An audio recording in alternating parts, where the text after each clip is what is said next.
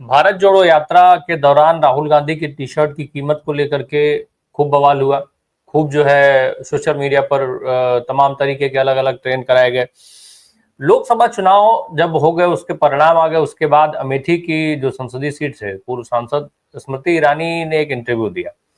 उस इंटरव्यू में स्मृति ईरानी से जब पूछा गया तो उन्होंने खुद इस बात का जिक्र किया था कि राहुल गांधी जो टी शर्ट पहनते हैं उसको आप ऐसे ही मत समझिए।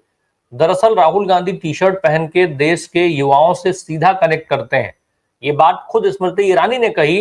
वो स्मृति ईरानी जो राहुल गांधी की आलोचना ही जिनका कैरियर था, हालांकि वो नहीं आगे बढ़ पाया, बाकी तो आगे का भी पता नहीं।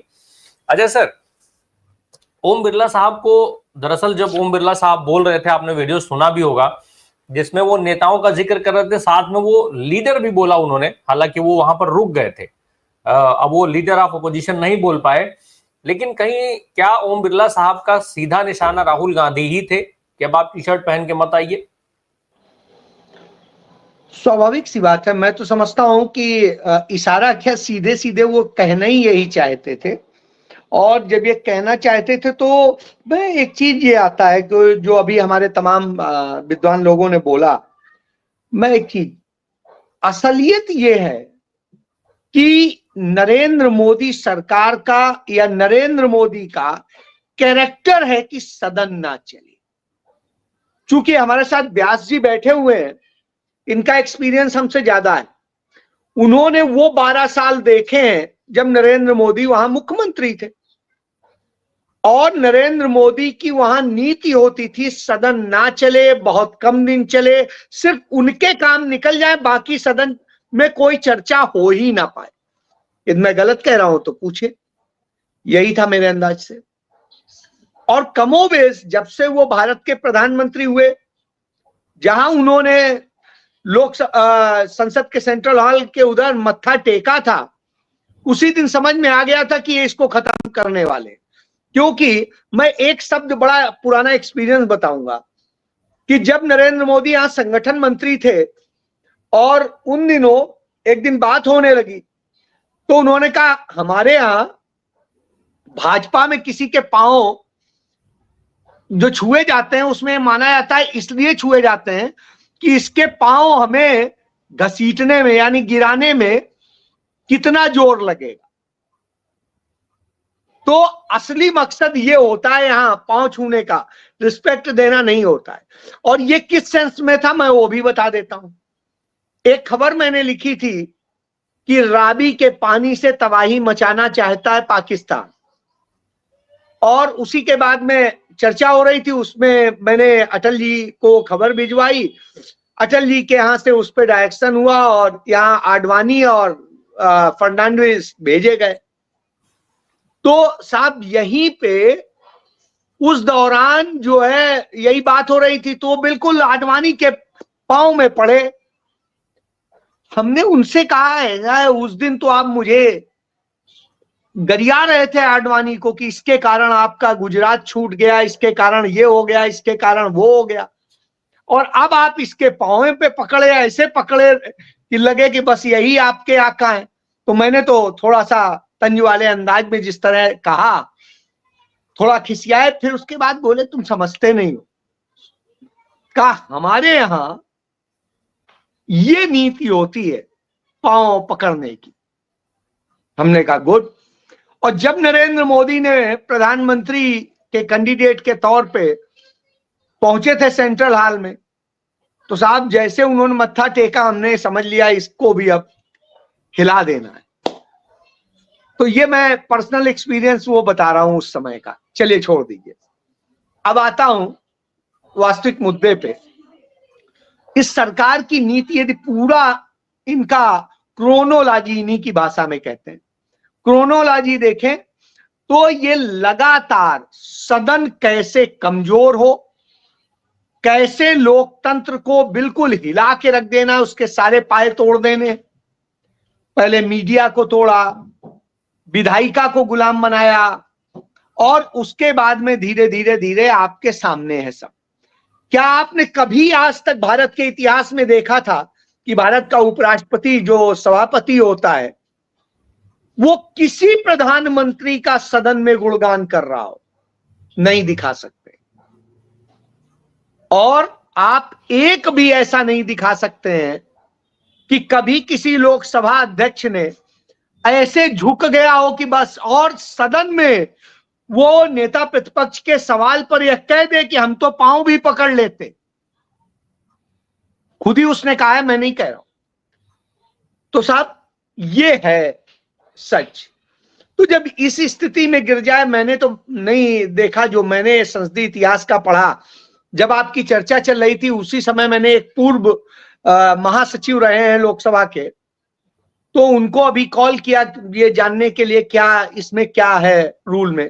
तो उन्होंने कुछ चीजें मुझे, एक रूल बताया 349, और उसमें कहीं नहीं है कि क्या कपड़े पहनने, सिर्फ डिसेंसी मेंटेन करनी।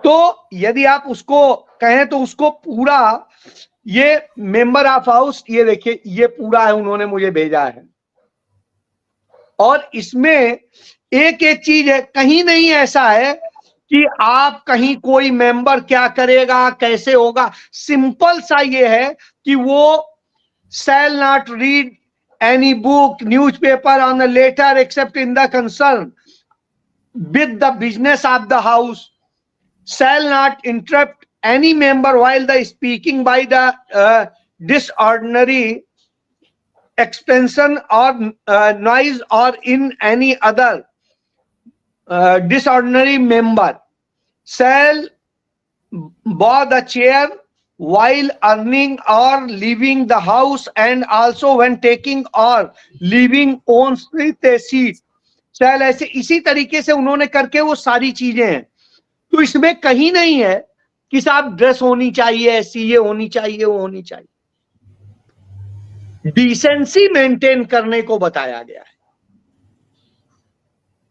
तो इससे बिल्कुल स्पष्ट है कि ये सिर्फ जानबूझ के एक ड्रामा क्रिएट किया गया जिससे सदन ना चले। और सदन, आप उनके आचरण को देखिए, आते हैं और यूं ही एकदम से बैठते हैं, और बैठते ही ये बोलने लगते हैं, यानी उनकी मंशा नहीं थी सदन चलाने की। और ये मैं कैसे कह रहा हूं, ये भी इसका भी सबूत है। राज्यसभा में, उसी वक्त में राज्यसभा में बीजेपी का एक लीडर, जैसे ही वो आते हैं उपसभापति, जो इत्तेफाक से वो भी मेरे सीनियर मित्र रहे हैं, क्योंकि वो उन दिनों एडिटर होते थे, मैं सीनियर सब एडिटर होता था। तो साहब उस समय में वो प्रभात खबर के थे, मैं हिंदुस्तान का था, अगल बगल थे। तो वो समय बड़ा सामान्य था, जो एडिटर और सब एडिटर्स और ये सब लोग साथ ही चाय पीते थे, गप्पे मारते थे, तमाम इंटेलेक्चुअल चर्चाएं करते। तो रांची में कोकर में ही हम दोनों का ऑफिस अगल बगल था। तो एक ही चाय की दुकान थी बुतरू की, बुतरू वहां लड़के को कहते हैं। तो उसी पे हम लोग खड़े होकर के चाय पीते थे, वहीं गप्पे मारते थे। वहां वो जितनी चीजें बताते थे, मैं सच बता रहा हूं, अब उनके आचरण को देख के मुझे उस शख्स पे घिन आती है कि जो आदमी उस समय आदर्श बताता था आज क्या हरकतें कर रहा है। तो उन हरिवंश के लिए कह रहा हूं, तो उन हरिवंश का ही बताता हूं। वो आते हैं तो जय श्री राम का नारा लगाते हैं, इसी पे विपक्ष के वो कहते हैं कि साहब ये नारे लगा रहे हैं, यदि कोई और धर्म का व्यक्ति अपने धर्म का नारा लगा दे तो क्या आपको पसंद आएगा? बस इसी पे वो सदन स्थगित कर देते हैं। 15 मिनट बाद फिर आते हैं, फिर उसके आधे घंटे, और उसके बाद में फिर बैठते हैं। कोई बात नहीं होती है, बगैर कोई कारण बताए वो सदन स्थगित कर देते हैं। यानी जब कोई कारण ही नहीं है तो सदन क्यों स्थगित हो रहा है? यानी आप सदन चलाना ही नहीं चाहते। सिर्फ यह है मकसद। क्यों? सवाल नहीं अच्छे लगते। ग्रुप में सवाल के उत्तर आ जाते हैं तो परेशानी हो जाती, सब उसको कैसे रोकेंगे, इसको कैसे तो ये वो लोग हैं, और इनको देख करके यही लगता है। और भारत में देखिए ड्रेस हो भी नहीं सकती है, उसके पीछे वजह है। हर जगह का अपना ड्रेस कोड है, अपना तरीका है। हमारे यहाँ कहा ही गया वो क्या कोस कोस पे पानी और बानी बदले क्या, इस तरह से है। तो उसी तरह हमारे यहाँ अनेकता में एकता की बात कही जाती है। तो साहब कैसे हो सकता है, यदि आप दक्षिण भारत में जाएंगे तो लोग टी शर्ट ही पहनते हैं ऊपर, और टी शर्ट पहनने का बहुत चलन है। लेकिन उसी की जगह आप यदि पुराने लखनऊ में जाएंगे तो वहां कुर्ता पजामा पहनने की वो होती थी। नए बच्चे जीन्स पहनना पसंद करते हैं। सब कहीं और जाएंगे तो और तरह से, बंगाली कुछ और अंदाज में रहते हैं, उड़िया कुछ और अंदाज में रहते हैं। तो हर जगह का अपनी स्टाइल है, राजस्थान हो, महाराष्ट्र हो, हर जगह की। तो आप भारत जैसे देश में ड्रेस कोड कैसे कर सकते हैं? इसीलिए हमारे यहाँ स्कूलों से ऊपर कहीं ड्रेस कोड नहीं है सामान्य तौर पे। बिल्कुल बिल्कुल। तो यह अपने आप में अलोकतांत्रिक तरीका है, तानाशाही लादने का तरीका है, और लोकतंत्र को खत्म करने की कोशिश है। जो हमारे यहाँ डाइवर्सिटी है उसको खत्म करने की कोशिश है। जी